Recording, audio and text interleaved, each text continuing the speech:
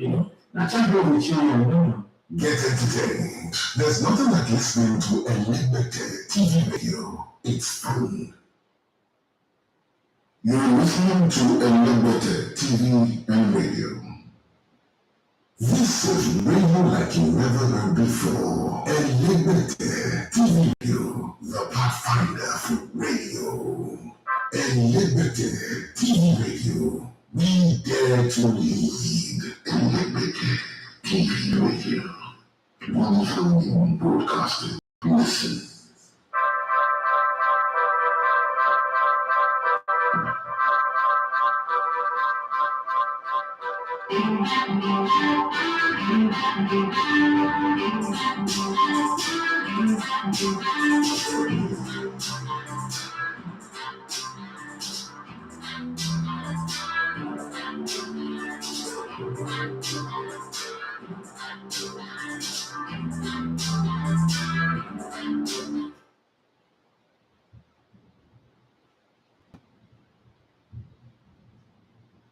Yes, it's a raining day in Lagos, Nigeria. I don't know where you are, but it might not be raining where you are, but it's raining here. Let me give you situation report from my end before we get in on the show. So all of those sound you hear, I mean, we're rooftop and it's not a padded building. It's not our own, so we couldn't do that much adjustment. It's the sound of the rain. It's raining heavily. Might also deny me a chance to go to my school because the traffic will be mad. But the show must go. We've got a show to do in our hand. We need to go on with the show. Let me start with an apology. Well, first off, it's the Sports Buffet on Elevated TV Radio. My name is Idafi Matthew Sogene. You love to come with Elevator One of Sports. And on this show, we just relate on so many things from sports, especially football, and to other life issues. You just whatever you want to talk about. We're here. Let's have a conversation around it. Let's try as much as possible to be real. There's no space to be fake or to do things that are not right. So that's the way that we roll in this part of the world. Having said that, though, okay, I'm seeing something here. The Godfather of Sports puts my studio number in I don't know, in the WhatsApp group. That's strange. That's very, very strange. But we'll talk about that later. It's not supposed to be. Somebody just decided to play fast rap. Okay, let me start with yesterday. Diane from Sweden, and I know that you are listening, so I'm going to start with you. So Diane from Sweden sent a message. I was asking, how do I, get the multi-kick? Yeah, how do you get multi-kick? Motivation and the kick, obviously, to keep going. You said several times on your show that you're not one who wants to relocate, and that due to the low CPM on YouTube in your location, would it not be wise for you to shoot your sword on that position and move to maybe Europe or America or somewhere like the Dubai you visited? A couple of this time must be follow a sharp, okay, and try to get to a higher ground and make more money and maybe come back to Nigeria. Good idea. So I didn't read this message yesterday because if you remember, if you were on the show yesterday, as I was reading this message was when Sabati, one great Nigerian comedian, Sabati the Dream, called in on the show, and I had to attend to the call. I calls take precedence on the show. On any radio show, you have to once the lines are open. And talking about the lines, the number to call on the show is 07025 000069. That's the same number you can send your WhatsApp message to.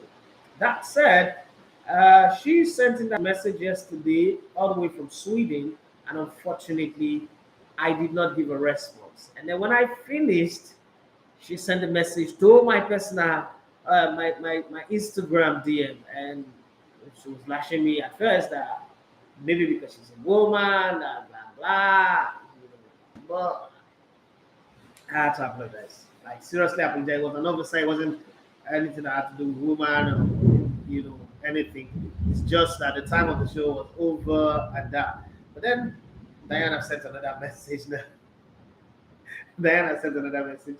I'm going to read this one very fast so that we get on with the show and don't get anybody offended. I'm sorry for what happened yesterday. It wasn't intentional. It wasn't like, okay, I was gender bias or anything. It's just, it's not gentrification or whatever they call it. I don't know. This is, I don't know what it is anyway. So I'm going to answer yesterday's one, but before I answer yesterday's one, let me read today's message. Hi, Daffy. Good morning. I'm sorry for the way I lashed at you on your Instagram DM yesterday. And by the time you called me back on the number that I put and you spoke to me, I saw things from your side of things. Really brilliant explanation. It's nice talking to you. I have a different perception of who you are or who you were before the call, and I think that call kind of like smoothing this out. But you went multiple steps further by sending me a cake and a peace flower. Thank you very much. I love them, and the jersey, the yellow jersey that accompanied it was beautiful. Thank you very much for all of that. God bless you. Okay, so regards to your wife and your children, and to the entire crew of Liberty TV, I've been a fan for a while. I mean, I've lived in Sweden for 17 years, KYS, 17 years, and I hardly come to Nigeria, but I've been following things that are going on in Nigeria, and every time I see people online that are based home, I like to follow. Now, I'm going to again need to remind you to answer my question from yesterday, pointing hands up, and also I want to add this to it. So you've been predicting football with a 95% accuracy rate over the years. And you've made some audacious statements that sometimes when I listen to you in the midst of my colleagues, they always say that no educated person should talk like this. So I need to understand when you say the Premier League is fixed, football in Europe is fixed, uh, and then how do you come into conclusion of making these predictions? Because I mean, although they are most times accurate, I must say that they are ridiculous when you make them. How do you deal with it, and how do you deal with backlash coming from people on that? Diane, which happen now? Only you for the whole not like now only you have to answer to me. Like the questions too plenty. But let me take it one after the other. So let's go back. Let's backtrack to yesterday. Yesterday's question about what's my motivation, what gives me the kick. It's simple. It's my family, my kids. I decided to do things on YouTube because I gradually, because of comments like this anyway, like your today's question, I gradually began to see that a generation is going to come and not see or know about all of these predictions that I've made, predictions that I've made in the past. And if people talk about me, because I'm seeing the way this generation, the way they talk about people, if people talk about me that I the guy who could predict this, who predict that, and there is no evidence, they will say, I bet make you go sit down. That's lies. So I decided to do YouTube because YouTube would obviously. So when I first started, there was the thought of going this big, setting up a radio station and having an online TV was not really thought. It was just to archive my work, just put some work out there and archive them. Some very, very significant predictions, some significant analysis that I made. I just recorded. That was how I started with the phone and the selfie stick. But then when I got fired in 2017, the whole story changed. I knew I was no longer going to be working for any other person. One, there was no motivation to work for anybody. If I gave that kind of loyalty to someone and they still fired me for not doing wrong, then I didn't think that I could walk into any other place again and be shouting on their microphone and be getting excited or coordinating people. I couldn't do that. I knew already because I know who I am. I'm a rebel. So I knew if I go work for somebody else, all I'll be looking for is the signs that remind me of where I was coming from that will make me do something wrong. So I knew all of my energy that I had, I need to put it on. So that's my motivation. And the fact that I need to give my kids something to always remember, like, oh, my daddy when my father was here, or my grandfather, my grandchildren will say, my grandfather did this, my grandfather did that. That's the reason why I did it. That's the primary reason. Now it's gone commercial. So you got to need money to be able to pay bills, to pay for lights, to pay for rent, to maintain equipment, to renew. This office, this studio is already crying for renovation and the rest of them. So that we decide to now like look for ways to make the content attractive enough to get people's attention, do live streaming, a whole lot, so that we can get that attention that we need. That's the reason for that. Talking about the prediction. So first off, the way the prediction thing came about, let me be very honest with you. So prediction, I started radio in 2004, August 12th, 2004, 2005. By 2006, I pretty much realized that I was beginning to sound like everybody that I hate on radio. Okay, so because I didn't come into radio because I was passionate to do radio. I wasn't one of those people. I came to radio because I saw that I felt that the people who were talking sports on radio did not have an understanding of football. And I know every time I've said this, a lot of people have always said I'm arrogant. I shouldn't say that, but it's the truth. Okay, people don't want you to punch hole in their own position, but they can punch hole in other people's position.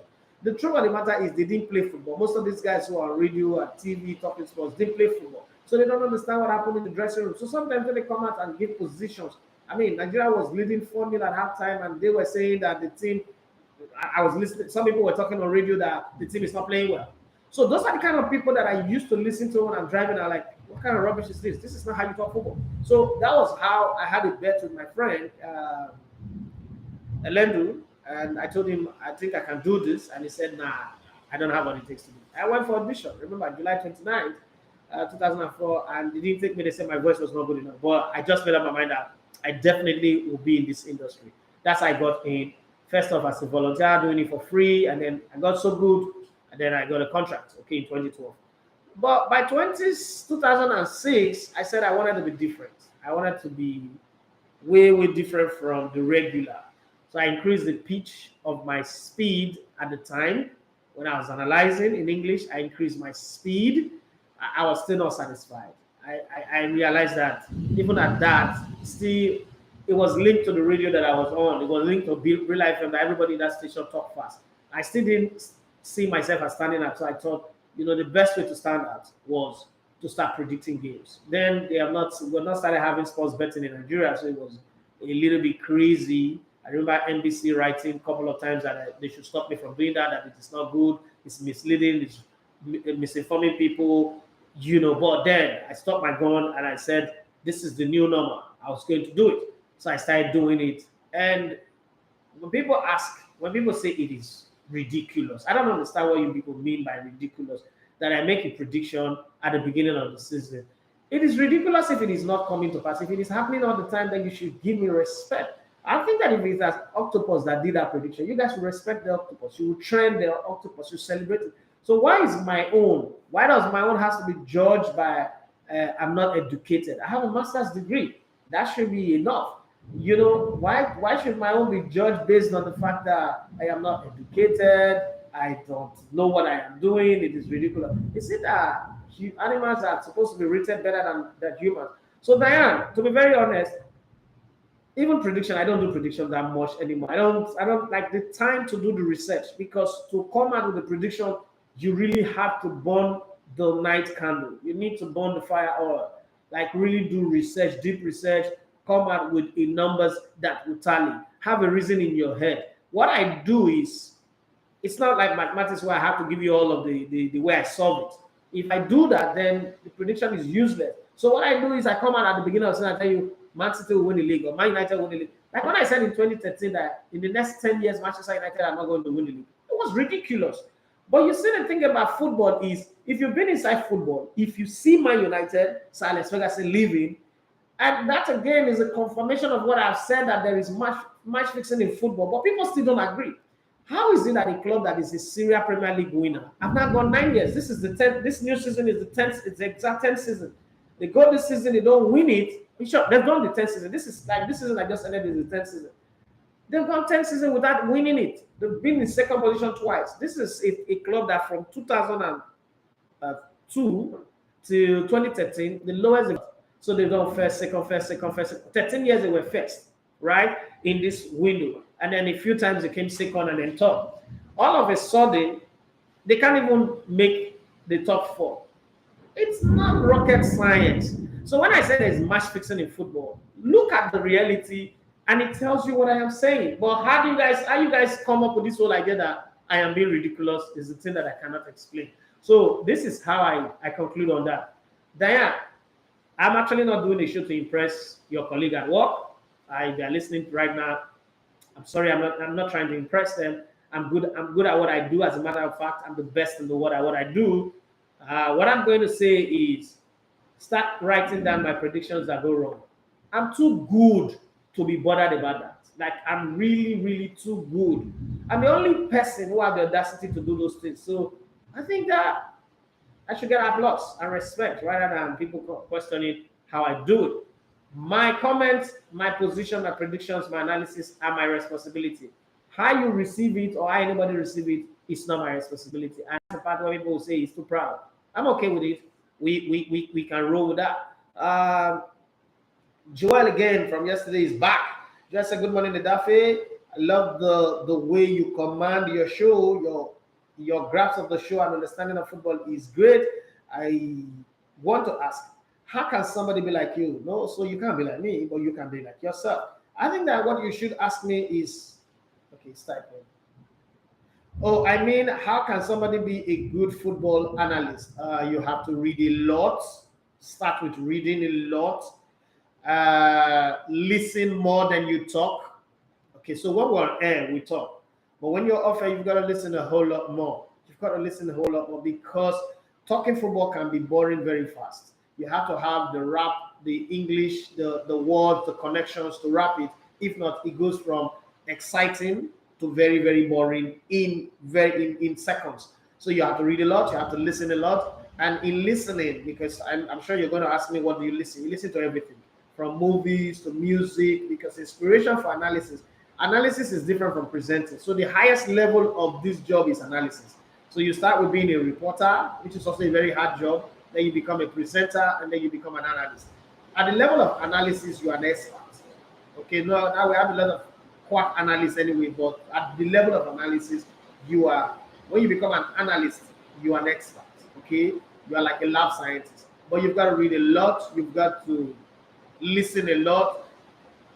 In listening, it comes from music, everything, even preaching, even rubbish that people say. You've got to listen to all of that. It helps a whole lot because at the end of the day, as an analyst, you're using what to paint pictures of the things that are happening, and then you're giving your position on things. You cannot give if you don't have grand knowledge, and then you have to watch a lot of sports, both old ones and new ones, and you spend time watch documentaries, sports documentary, read a lot of books. I have like a library already, but I'm still building the library. It's not enough. Like if you go to Alibaba's place, you now realize that what I have is a pamphlet, not a library. But hey, everybody have to start from somewhere, and I'm sure that Alibaba also started from somewhere. So that's the way I see it. Daniel Adeofe said, "Sir, did you try to carve a niche for yourself with the use of pigeon umbrella?" No, I'm a worry boy, so carving a niche for myself. So what happened was in 2008, I suggested that, I was doing English from 2004 to 2012 before I signed for Pidgin English, but that wasn't the story. The story was that in 2008, I said I want to do Pidgin English because everybody here, and I grew up in Warri, and then I went to school in Port Harcourt. My mentors, people that I loved to listen to back then in radio, were people who were always doing Pidgin English.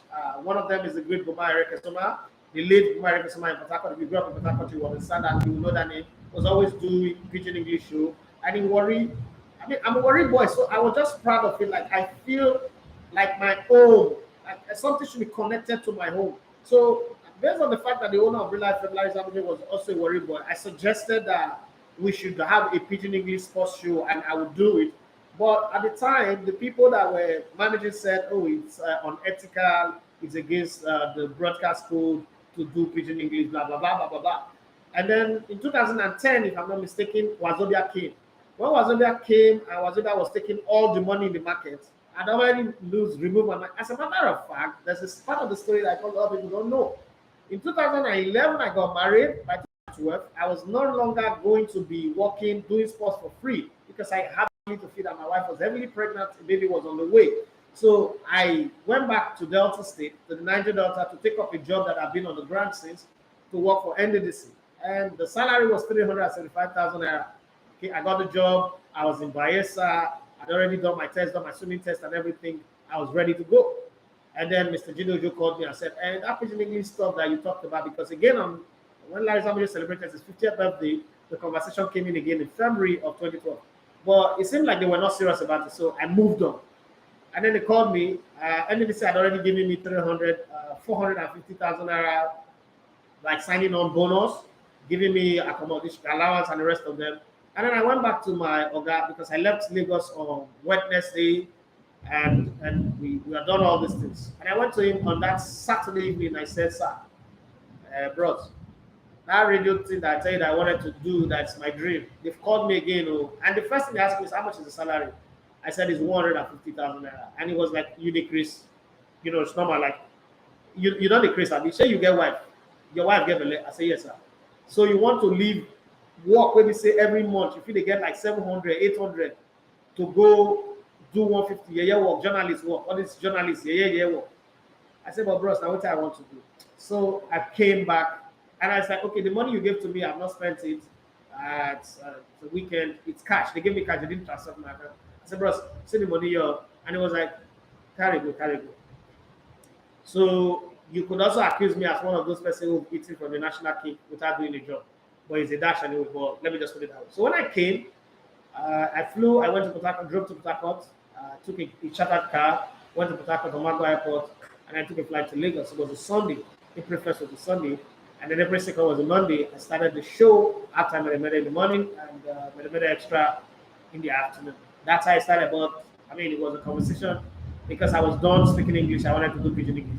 But it wasn't really because I wanted to carve a niche, because I already have carved the niche of with myself. Don't forget that in this space, I've done Al Jazeera, I've done HITV. I didn't think I had any point to prove again. That's why I wanted to do pidgin English, because it was not like, okay, they say the way we talk fast, nobody can talk pidgin English. Don't forget that pidgin English have a lot of curse word. It's hard to talk pidgin English without cursing. So how do you conscript that into the pace, the speeds that we talk in Brilla, and be able to be articulate and make sense? And I said I can do it. So it was a challenge. And I think I don't know, but if you judge me based on that, I think I had a pass mark. Maybe I should allow you to tell me if you think I did well. Okay, Daniel Etofe say it appears you no longer use pidgin. No, I don't. I mix it up. So there's still going to be a pidgin English show off my table, but it's in front. So I've got a lot in my hand. I'm producing a movie, a documentary. I have a podcast that I'm doing. I have this one that I'm trying to stabilize and produce other people. Pidgin English is no longer a thing I need to prove to anybody. Everybody knows that if it comes to talking Pidgin English, sports in Nigeria, I'm the number one. Like, I've trained people, Sexy Joe, a lot of people, I've produced a lot of people on that field. You have to move on. At some point, you've got to move on. Why I can't do Pidgin English on an online radio is you're talking to a global audience. So if you use Pidgin English, you're going to be limiting your conversation and turning some people off. So because of the global audience you're talking to, and you're talking on topical issues across the globe, you've got to be able to communicate to that English audience that you're talking to. But I think there's going to be, I'm working on a Pidgin English short show, but not now. The whole year for me is booked. My whole calendar is booked. So it's hard for me to extricate time or moment or minute to do other things. But that's what it is. But we're still working. We're hoping that things will change. Yes, Onyeka sent me this message on WhatsApp, and I don't know if it's male or female because your DP is a flower. Says, hello, Daphne. I'm listening to you from Sri Lanka. Damn, you're far. From Sri Lanka, and it's loud and clear. Even though the app recently stopped working when I changed my phone. Okay, so what I noticed is that any phone from all those Android 12, the app is not working on it. I've spoken to the engineers, they are working on it. I don't even know if I need to change my engineers because they seem to be very slow after collecting all those money. But we'll still see what will happen, because even this my Android phone now, the app is not working on it. So I realized that after I came back from Dubai, because that's when I changed my phone. Now, one of the things you said is that you are okay with people calling you arrogant rather than humble. Can you throw light on that? Because the way I see it, humility is a very key thing, and being the poster boy of pride and arrogance might not be good for you. Okay, so here, can let me explain that to you. I'd rather be the poster boy of arrogance than be the poster boy of humility, because in the context, try and understand that everything that people say is always going to be put into context. So let's try to contextualize things a bit. We are all adults, yes. There's nobody who ordinarily go out there to say I'm arrogant, I'm full of myself. It doesn't make sense. Let's be honest. But you see, the thing is, the only people who know you are humble are people who are close to you. There's nobody who is far from you who would be able to accurately say you are humble. If you look at Bild is seen as a very humble person from his demeanor, from his look. He's still really humble. The Facebook guy, Mark Zuckerberg, look very, very humble, look harmless, like he can't kill a fly. He's still really humble. So it's in context, and in the context of which I put it, what Nigerians call humble is somebody who will put their head down so that other people will match them. Somebody who cannot speak their mind, somebody who will not stand up for themselves, somebody who will be able to defend themselves. That's when you are humble. If you ask questions too much, you are not humble. If you refuse to fall in line, let me give you a very, very good example. So I don't smoke, and I don't say that smoking is bad. I don't drink alcohol. But I've had several times when I move with circles of people, even at work with people, and okay, let's go and drink. And I say I don't drink alcohol, and the first thing they'll say is, "I bet no man and a woman."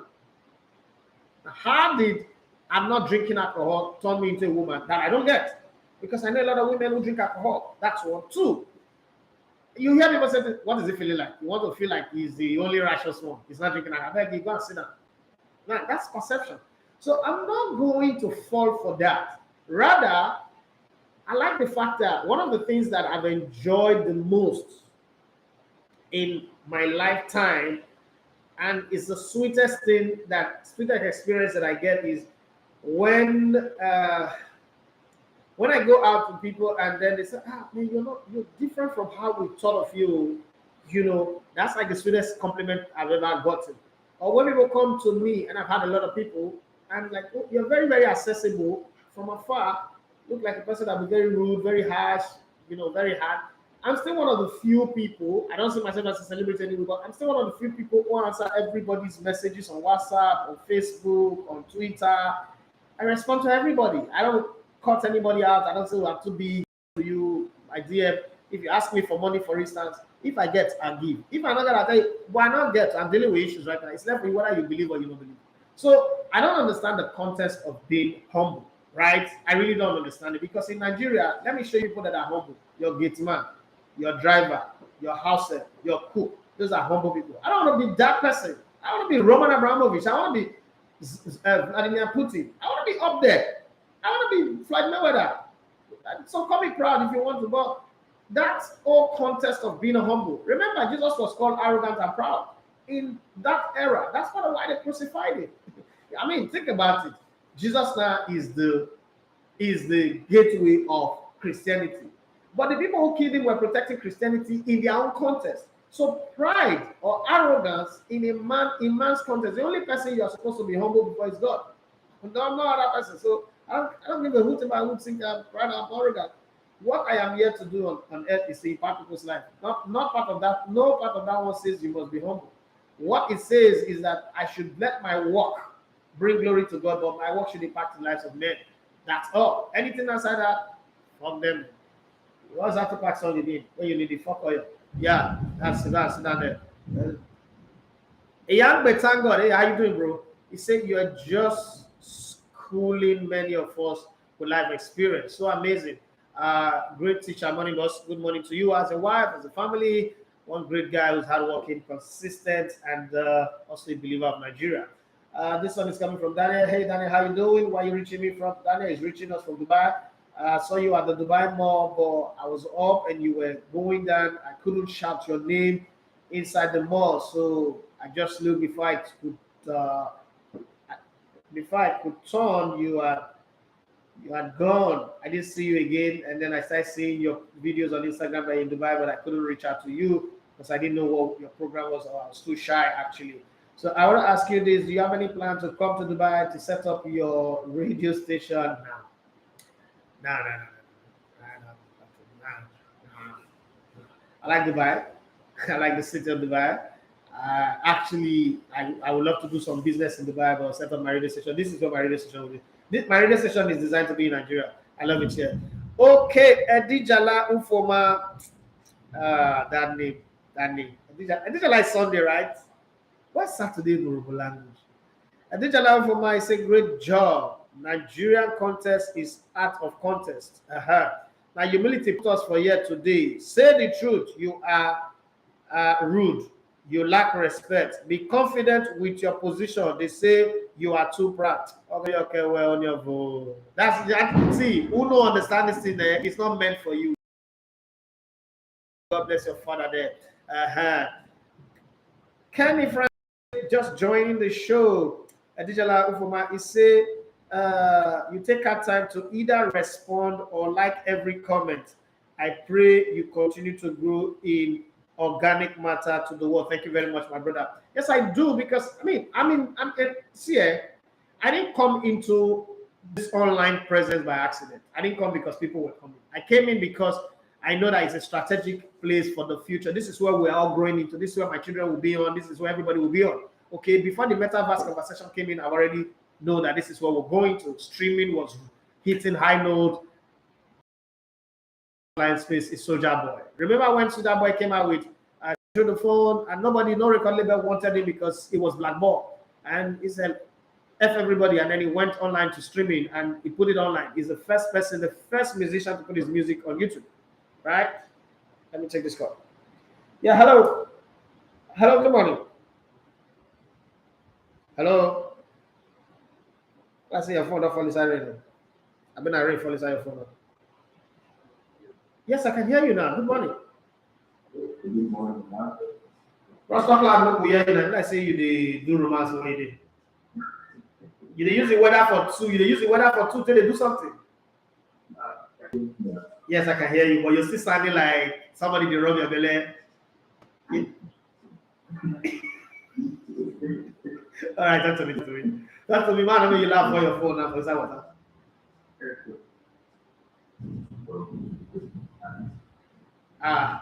Bro, the line no good. The line Ogoro is inside your line. Ogoro that job is inside your line. Call again. The line no plumb. The measurement is no plumb well. So you can try and call again.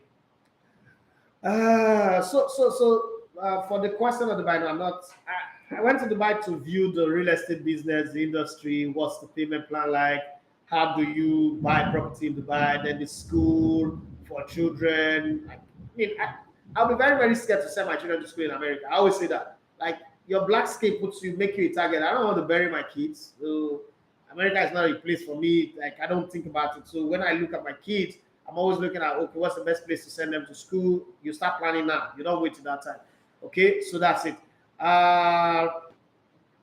Rest Jordan _fresh, he said, boss, you're doing a good job. Greetings from Dubai. Hey, thank you very much. So for me, that was what I went to go and look in Dubai for that 2 weeks and also have a break. If you recall, for 13 years I worked in Bild, I really didn't have a break. The only break I had was the 1 week where I went to go bury my mom. After that, no leave, no break, no off. I was working, especially the last 5 years plus. So, and then from August 2017 when I got fired till now, I really also had a break. So I thought that was the chance for me to have my own break and go rest. It wasn't to go set up a radio station in Dubai. I love Dubai, but I love Nigeria more. Okay, so I think I like it here. And see, the story behind my wanting to grow here is, you know how you should be able to tell people that if I can make it, you can make it. But if I country, it's like, who will not make it there? It's easy to make it there, right? It's easy, but it's easy. But if I can tell a story, if I write a book in the future and tell you how, I grew through, set up a business, and this business become a big media outfit in a country under Buhari's worst government in the history of this country, bad economy, bad electricity supply, everything, and shut down on Twitter, hacking on my Twitter account and everything, and we're able to make it. It will inspire somebody someday. Okay, we'll talk about Aristotle, we'll talk about Socrates, we'll talk about Einstein and the rest, and we let their story inspire us. When are people going to talk about our own story so that you are inspired? And that's what I just think. I think I want to be inspiration to the generation after me. I want them to read about me or talk about me and say, okay, when this guy lived on the face of this earth, this is what happened. Let's bring it home a bit. Liverpool fans should be very, very happy, excited. They finally paid 85 million to sign Darwin Núñez. And I know that Liverpool fans, they have a way of, there is Liverpool mathematics in football, and then there is everybody else's mathematics. So the Liverpool mathematics will tell you, no, we're not spending big money. It is gross and net. Liverpool have the gross and net mathematics. What do I mean? They will come and explain it to you that the reason why they are spending that money is actually not 85 million if you look it properly, because it's actually 40 million. And how do they justify it? They tell you, well, you know, we sold Sadio Mane for 45 million to Bayern, and then we now add money on top. But your mathematics don't make sense now. What if you sell players, somebody else make money, sell jerseys and make money and tell you the same story? But hey, that's Liverpool mathematics anyway. But by Liverpool mathematics, they've gotten Darwin. I need us to talk about it. For those of you, 25 goals and 8 assists last season. Is it a guy? Somebody sent me a message. I'm going to read about it right now. Is it a guy that would make Liverpool better, or is just going to keep them where they are? Because for Liverpool to knock out Man City, think about this. Man City has won the league title last season without a proven striker. Gabriel Jesus was the guy that they have, and it wasn't a super regular. Now, if you judge that, and my skin is exfoliating, it's pissing me off. Okay, if you judge that and say, okay, I do the hypothesis, and say now Man City have a proven striker, a guy who sniffs goal, okay, a guy who scores goals and also create goals. If you put that on the front and say, okay, Man City have improved tremendously, can Liverpool challenge for the title the way it is? That's the question that I'm throwing up. Somebody also sent a question. I'm going, Daniel Liverpool, I'll read your message. Daniel Adeofe says, sir, does it mean you worked for free for about 8 years, umbrella, before getting a contract? Yes, I did. Yes, about 6 years, and then after they start paying me 10K every week, and yeah, I did. I obviously did, but it wasn't them. So let's be very honest. So when you tell a story, the context of the story must be put across. It wasn't Brilla, because from the very beginning they offered me a job. Mr. Sani is still alive. They offered me a job, and the monthly salary was 35,000 a month, and I was like, I was living in Ikoyi then, in a 2 million naira house. I had 2 cars, and I was like, I don't understand. This is one evening money in why not? And I will even spend more than that. Why am I going to earn 35,000 naira? I'm coming to work every day. I can't do that. So I had my own thing that I was doing, and I also didn't feel like I was a good journalist at the time. I didn't know all of the things. I came in there with an intention to learn and grow. So there was going to come a time where I know I was good enough to own it. So that's the reason why that happened. So I would more like volunteer my service for free so that I could learn the job, because I eventually realized that talking sports on the roadside is different from talking it on the radio. Yes, I caught on very fast, but I needed to make that sacrifice. It's called the growth process. It's like going to school. You know, I studied engineering and did human psychology, my master's. There was nothing in broadcasting in it, so I had to learn on the job. That's the reason why. I just felt like it was the right thing to do. You know, it was like Whiskey being called a studio rat, and then today is bigger than everybody who was recording there. So it was me paying the price personally. It's not like Obrilla said, for you to work here, you have to work for free. No, let's put the record straight. Well, it was me who felt like I needed to pay that price. That's why that happened. I hope that is clear. England were beating. Remember, they played Hungary the other time. It was 1-1. This time around, they were beating blue, black, red, and green. Yeah, blue, black, red, and green. 4-0. They were beating well. They were well beaten at home. They were humbled. Okay, he's coming home. He's coming home. He's coming home. Ifa. Anywhere you did, make you no forget area. Oh. This one, Ifa. You know, it as in Ifa. Where Germany also, you know, decided that okay, if Hungary can do it, we can do it. They trashed Italy 5-2. Now Nigeria caused this thing. Oh. Everybody were playing draw, we're playing 2-1, 1-0, like that, 2-1, 1-2, 2-2, 2-1, 2-1, 2 like microphone. And then Nigeria went on to beat somebody 10-0. And then they were like, oh, the spirit, who let the dogs out? Woo, woo, woo, woo. And the people are being trashed now. Peter Daniel, 1764. They said, good morning, sir. Did you play football before now? Yes, I played in the Nigerian League for Sharks of Port and Eagle Smith, and then I played in Sweden. I was part of the squad that brought us back to promotion, the Yellow Marines, and then I got injured. My career ended. Yes, I played football. Jordan or Jordan, I don't know what you're right, underscore Fash. He said, I think Liverpool have a chance for the title next season with the new signing. I bet everything that I have. Liverpool, if they come second this time, now because the other teams want to make them come second. Liverpool title. Title and Liverpool this season. Nah. Maybe the cup games and the Carabao Cup, league title or Champions League title. That's not good. He my work, number work. Hey, whether for two, it's not Liverpool and the title. Whether for two, it's maybe them and Odogu Bitters or Abaluma or something, but definitely not. Nah. I don't think so. Okay, so let's start with this one. Sevilla are livid with Juscande for aggravating a long-standing pelvic injury on France duty and putting his £69 million transfer at risk this summer as Thomas Tuchel looks to replace Antonio Rudiger and Andres Christiansen. Thank God he's not playing for Nigeria. Hey, just Kolawale, he said, hello, Edafe. Do you think Gareth Southgate is not good enough to coach England to or the squad is overrated except Kane, Walker, and Arnold? Well, if a coach have taken you to the finals of the Euros, a coach have taken you to the semi-finals of the World Cup, and all of a sudden this is when we're asking if the coach is good or not, I don't think so. But I think that the English players have been overstretched, and it's happening across the whole of Europe anyway. The English players have been overstretched. They have a very narrow squad. That's something that a lot of people don't know. They have a very narrow squad, and they've played for too long together. They are beginning to tank. So a team goes up, and then reach one point, they begin to tank. Now the English team is tanking. There's nothing the coach can do. This is what happened to Joachim Low after winning the World Cup. He should have stepped aside, but he stayed with the team, and we saw what happened. So the team is tanking. It's the law of diminishing return. If you did economics, you would understand that very, very well. That theory of the law of diminishing return is what is happening to the English national team. It has absolutely nothing to do with Gareth Southgate, because it's the same Gareth Southgate that took them all that way, who achieved all the excellence that they achieved. So we cannot all of a sudden now say the coach is not good enough. I don't even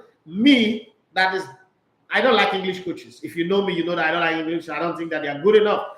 But you see, this principle that we were taught in school, let me try and read it for you so that you understand.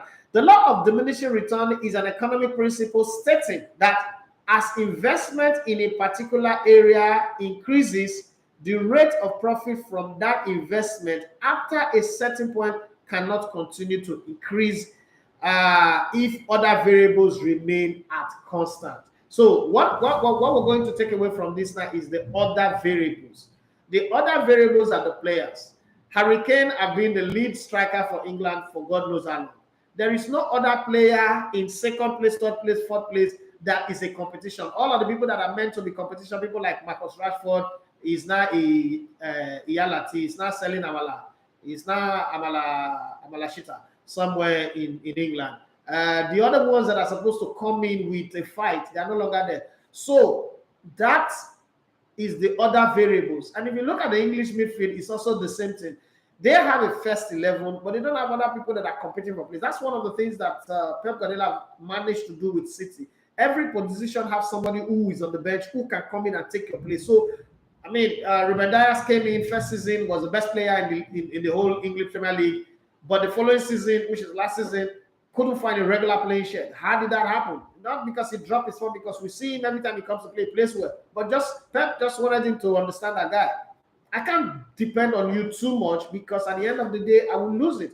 Raheem Sterling 2 seasons ago was the go-to guy or so. And then all of a sudden, when Leroy Sané left, you see that his form dipped. You know why? When Sané was there, Sané was a strong competition for him. Once Sané left, his form dipped. Even Mahrez's form dipped. So you need to put competition in places, and it doesn't happen in England. You can't blame the coach for that one, because England are not producing that much players. They had a great generation of players. Unfortunately, it will go down in history that they were unable to win with those generation of players. So they are now starting afresh again. Is Southgate a bad coach? I don't think so. But eventually, coaches are judged by their result. With this type of result, he might get fired now, or probably he goes to Qatar and get fired at the end of the day. My beautiful sister Oluya says,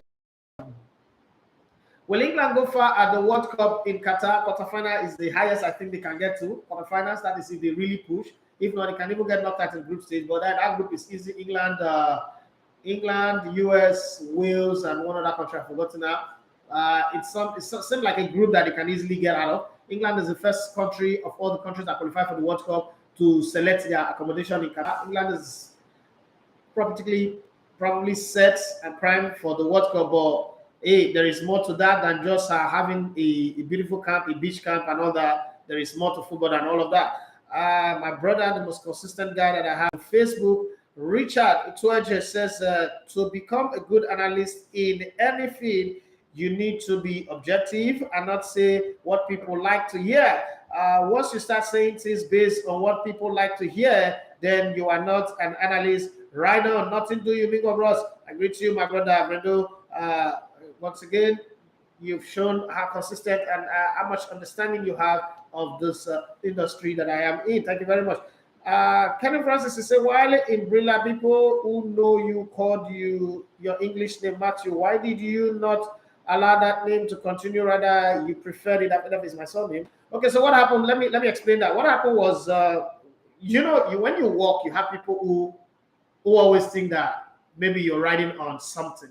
So I remember when I started the Akin Kilani was the first person who said, why is it I always like going the opposite of what everybody's going? I said, because I don't want to do what every other person is saying. And then he said, I'm Mr. Controversial. So that name lasted. So when I was going to shift to Pidgin English, there was a worry, there was a fear, especially the chairman and his wife were scared that they don't think I can go from that guy who seamlessly was doing English to this guy who would do Pidgin English. That's not going to work. I said, okay, you know what? Let's kill that character. So Matthew Edafe, the controversial, was killed. And it was acted, it was played like, oh, Matthew Edafe is traveling, is my twin brother, and Esiogene Edafe is coming to replace Matthew Edafe. And then I took over. And there was a bet that I would last 6 months, actually. Yeah, there was a bet, my colleagues, everybody took this bet that I wasn't going to last 6 months. It's not going to work. It's a gamble that is going to fail. Just the same way everybody took a bet on Murphy that it's not going to last, blah, blah, blah, blah, blah, blah. Some people would like to see tomorrow anyway.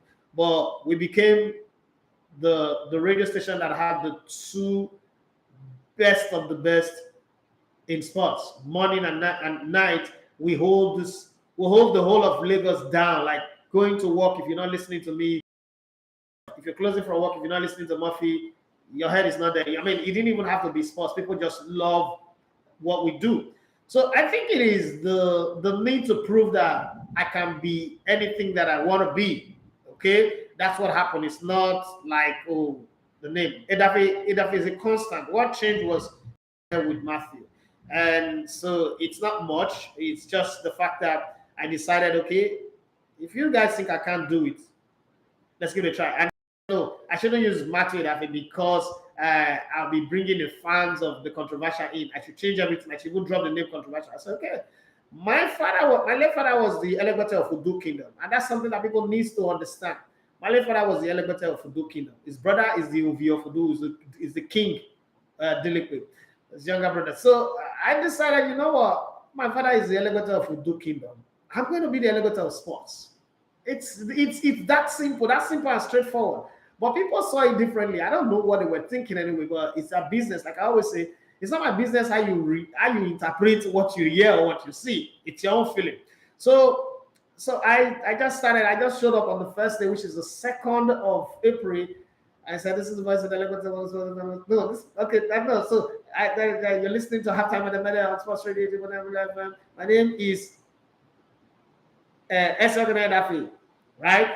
And I was thinking in my head, as I was doing that introduction, I was thinking in my head, what should I call myself? And I just remember my father's titles immediately. I said, my name is the elevator one of sports, the Attorney one of sports, because my father was also the Attorney one of Udu Kingdom, right?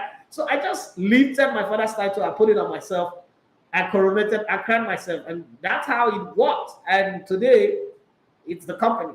It's the big E that you have here. So it's not like there was anything, untoward. So it was just, Life was just happening, and it's growing into this whole thing that we are. Additionally, for myself, it will take a miracle and a deliberate act of providence for Man City not to win the title this coming season. Okay, now once again, no, no, one about one brother, your eye the work, your vision is clear, your clear vision, clear. Okay, then John, okay, DK, he said just join the show. Thank you very much. Chike Ayalogu. I hope I pronounce that name well. Hello, Alabata. Do you think Liverpool will challenge City for the title next season, or do you feel they will drop a bit? I think they'll drop a bit, but they will escort them. That's the word I want to use. I really don't want to say it's a challenge. This time it's not going to be 1 point difference. They would escort them. Okay, so somebody sent me a message the other day. I said, what if Erling Haaland loses and gets injured and stay away? That's why Pep Guardiola is Pep Guardiola. Again, the team will revert to what they were last season, playing without a striker. But don't forget that they also bought in another striker. It's not just Haaland that they bought, and we don't know what that striker will be. We're talking about Haaland because he's big, the name, the money, everything is big, but there are other strikers, other players who want to prove the point. So I think we should watch it. I don't think Man City will be in a league. Pep Guardiola will be in a league, and I would have the gut to predict that somebody else will win the league over Man City. I don't think I have that power. Okay. Additional one said, I can't forget that period. You guys are legend. Murphy Jemba, you had it down early morning show and Murphy in the evening. Yeah. Alex Blue FC. He said, I love this show. You are doing well. Thank you very much, bros. And Daniel Liverpool says, why do you feel so confident that Liverpool would escort Man City? Is it that you're biased against Liverpool? Now, this is again another problem that fans have. When I predicted that the first 5 years of Jurgen Klopp, he will win the Premier League, win the Champions League, and win everything that Liverpool have not won, even Liverpool fans said I was talking rubbish. Now I'm telling you what I think, and you think because I'm not supporting your team or I'm not saying about your team, you think it's different. No, it's not. You can't have Pep Guardiola and predict against Pep Guardiola. This is how Jurgen Klopp was escorting Pep in Bayern. It's the same thing I explained itself at. There's nothing to argue. They would have close encounters, but Man City, that's against Man City now your own. Daniel Adeofe said, but does playing football necessarily make one? Just like we've seen some ex-footballers call themselves pundits and criticize severally on screen, but failed woefully as coaches. And okay, so one mistake that you people make and the fans make is you're joining two profession. It's like saying somebody is a doctor and is a bad pilot. Okay, so because he's not a good pilot, he can't be a good doctor. That's a mistake that you people make. Or I mean, you're joining three professions now. You say he was a bad husband, so he's a good doctor and he's a bad pilot. Coaching is a different thing. It's not analysis. Analysis is a different thing, and then playing football is also a different thing. Try and understand. It's the fans that have a problem there because they don't even understand the industry. Having said that, let me say this. Playing football gives you an edge, but you still need to read a lot. You still need to have, the patience to watch, to listen. Now, there is a part you have to learn. So when I was in ISB in Germany, when I went to ISB to go, this thing that I'm doing now as an analyst, I learned it. I paid money to learn it. When I was in ISB, one of the things they taught was to be the best football commentator or analyst. The first thing you need to do is to slice yourself off the club you support or you played for. Now, that's a very hard thing to do. It's a very, very, very hard, very difficult thing to do. Okay? I was born into supporting Arsenal. My father worked for Arsenal for 15 years. So it is hard to just wake up and not to criticize Arsenal. But once I learned that, once I realized that, because sometimes when people teach you, you can argue against it. But then some of the time when you look at it, like, it's true. This is true. You have to learn how to do it. So you make the conscious, it's like burning weight, burning fat. You make the conscious effort to burn fat by refusing to eat at a certain time, refusing the volume of food, the temptation to eat much, and then doing your workout religiously. Then you'll be fit, you stay fit, you will have your 6-pack, or if you want to turn it to 10-pack, but your balloon will burst. Okay? But some people don't have the ability to do that, so it becomes a problem. So it is hard, especially I understand the class of 92 for Manchester United players. It is hard to play for such a great club and not have a sense of entitlement, especially when you don't know any other alternative. And then all of a sudden you see that club not even being able to compete. So this going to be a problem. But if you really make up your mind that I want to be a professional analyst, okay, right? For those guys, maybe because I wasn't really big successfully as a footballer, that's why. So I was hungry to be the big and the best football analyst. So my focus was I want to be very objective, but I also realize that the generation that we're with right now, nobody can be satisfied. There is nobody. You see, Liverpool fans think that I hate them. There are Manchester United fans that will come here and tell you that I hate them. Everybody, Arsenal fans don't even like me in the first place, okay? So it's just that one thing where you don't even know where to place yourself. But satisfy your conscience that I want to go out there and do a good job and be fine. Don't bother about the trolling, the people who come in and insult you and all sort of things. People will insult you for everything. If you predict something and it come out right, they will insult you. If you do this one, anything you do, get it right, they will insult you. Did Jesus Christ not hit somebody by the pool and they say he's using the spirit of Beelzebub? Because he did the healing on Sabbath, because God healing power is supposed to be on vacation on Sabbath. So it's one of those things that you look at yourself and say, I can't struggle with trying to impress these people. Okay, that's not what I'm doing here. What you're doing is really get a job done and do it the best way you know how to do it. That's the way I think. Looking on Ascarenji, you said the most painful part of your exit from Brilla was the ex-international who they. But it's not painful. It's not painful. You know, when I listen, and I spent some time to listen to Ifeanyi Udeze, I was having a conversation with my former accountant about Ifeanyi Udeze a couple of days ago, and I said, listen, guy, you guys should also sit down and talk to this guy, because, and I was asking, I said, listen, is it like the boy with this guy is going to get ahead of? Because sometimes when he says some things, they're not good. But Ifeanyi Udeze brought made a call for someone who was some agent was trying to take abroad and he did juju and all that, and I felt it. So it brings value. Try and understand, it brings value, but it might just not be a good analyst. First off, it's not educated, because this thing called analysis, and that's one of the things that a lot of people don't know, bro. Education is very good. The fact that you went to school means that you can read, assimilate knowledge, understand it, and then go and cross-reference your research. So you're not just going to be talking on game, just talking on, oh, when I played, you'll talk that, but then there are sometimes you need to make sense, put some things in context. Education, that's where your education comes to play. Unfortunately, some of these guys don't have it, and it is very, very glaring. Have you sat down to listen to someone talk football? Damn, you want to listen to him for the rest of your life. When you listen to someone talk football, you know, okay, this is where they say, no matter how much money you have, education trumps it all. So that's the key that you must also consider. Like if we're going to be very, very honest. But let's also be fair to them that we are like somebody who's judging our current relationship with our ex-relationship. They are not the same. They are not the same people. Everybody cannot be the same.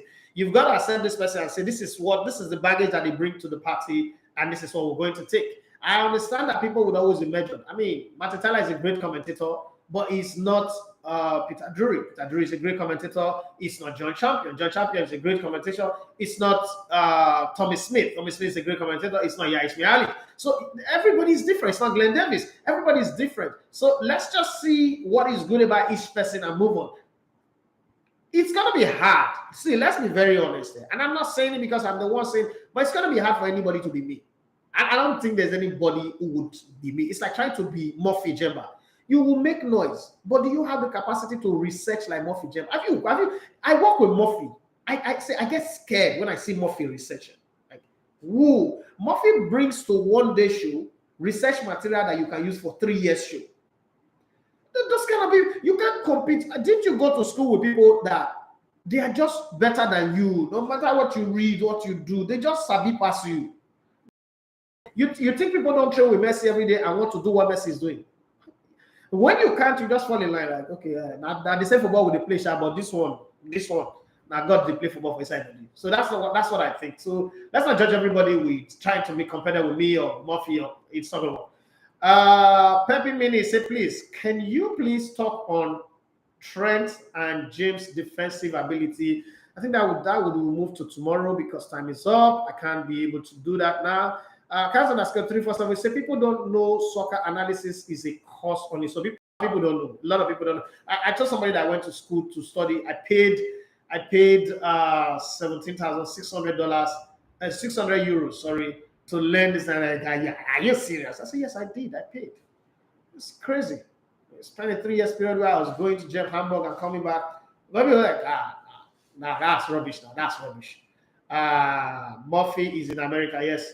Okay. Somebody say, where is Murphy? Now Murphy is in America. He's having fun. He's living his life with his wife and lovely children, Sanchez and the baby. Baby is big now. I did like 2 or 3 years now. Well, finally, let me take this last set of message from YouTube. Kenny Francis to say thanks for the clarification. God bless you. Thank you very much. Oriloye Roland, he said Murphy, Jemba, Umbrella FM. My days back then in Lagos were listening to Umbrella FM, the #1 sports radio. Charlie Dixon. Okay, how you doing? You say Ifeanyi Udeze is terrible as an analyst. Baba was die. He's too self-centered. Udeze wants you to accept his opinion because he's an ex-international. He's too biased. That's what you think. But let's be fair. Was this not exactly the same thing you people were saying of me back then when I was in Brilla? Think about it. Like, what do you think? You think you know more than everybody? What do you even know, sir? Which ball you play? I never forgotten that I was the bad boy of radio. I was the bad boy of radio. It changed because who they call my finally you are here, right? You just disappeared, just black capture for God knows how long. I pretend why now? Okay, so on Instagram, Church Boy HQ say your analysis from 6 a.m. they make sense that year. Yes, miss you. Shy on radio. Well, it's one of those things. It happens. Okay. Bello Mobolaji said, "Can I be part of your show one day?" Yes, you can. If you can get to the studio, I'm a stalker for time. If you can't get here by 8:30 a.m., forget about it. Don't come and give me excuses. We don't have those spaces for excuses in our conversation. Boss, apologies. I didn't tell you first before adding you. Sammy, thank you very much for being rude. I don't like rude people. You can't just add me in a group and not tell me first. That's very, very rude. I don't care whether you're my twin brother, you're my protege, or whatever. That's disrespectful. My whole family oh Jesus Christ, man! I had COVID. Okay, so I've had COVID twice in this COVID period. How my children and my wife didn't get that COVID is the miracle. Like, I'm beginning to think that they have alien immunity. Like, my daughter always says that she's alien. Like, I'm thinking they have alien immunity because I don't go a day without hugging and kissing my kids. Like it's a normal thing. So it's a tradition. So maybe I just caught it and then I did that test and then I stayed away from the house for a whole 3 weeks. I don't know, but it was a miracle. I had it twice. Sorry about that. I couldn't swallow for 4 days. No joke, man. I know. I've been there, but the worst person that I've seen with COVID was that Alibaba. Alibaba experience was Jesus Christ. I don't know if you explain that one, Sha. Well, we've reached the point where I need to go now. It seems like the rain has subsided. I still will try. I don't know if I can still make it to my school to go teach my children. But let me give you my best shot. Everything that is worth doing well. It's past 10 already. Thank you guys. I think what we had today was more of relationship conversation with ourselves than really talking sports. I enjoyed it. I love it. I hope we could do that again tomorrow. Let's do this again tomorrow. God bless you all. My name still remains Idafe Matthew Sogana. Bella Bolaji say, I don't know your studio, sir. I think it's a conversation we're going to have after now. As it is, I'm signing out. I need to run. Please don't be offended. Send me a DM on Instagram. I am at Elegbete1, ELEGBETE1, at Elegbete1 on Instagram or Twitter, at Elegbete1 Spot. I should be able to respond to you, or at Elegbete TV Radio on Twitter as well. I should be able to respond to you. If you send me a DM, I'll be able to respond to you on that one. I'll give you direction to where my studio is. That said, it's time to leave the building. Good morning and have a wonderful day from my end. And some of the people are not in the morning right now, some in the night. I know that, but God bless you guys. My name is Ida from Matthew. So you love to come in there on the spots. It's been a sports buffet.